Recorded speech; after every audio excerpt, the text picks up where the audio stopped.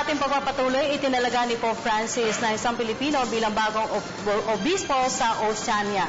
Ito ay si Father Ryan Jimenez mula sa Diocese of Chalan, Canoa, sa Saipan. Papalitan ni Jimenez si Bishop Emeritus Tomas Camacho na nagretiro noong 2010.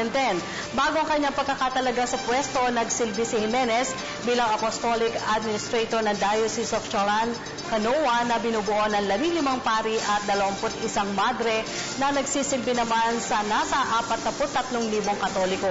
Ipinagbunyi naman ng Catholic Bishop Conference of the Philippines ang pagkakatalaga kay Jimenez sa naturang pwesto at nanawagan sa mga Katoliko na ipanalangin ito upang magabayan sa pagganap sa kanyang bagong tungkulin.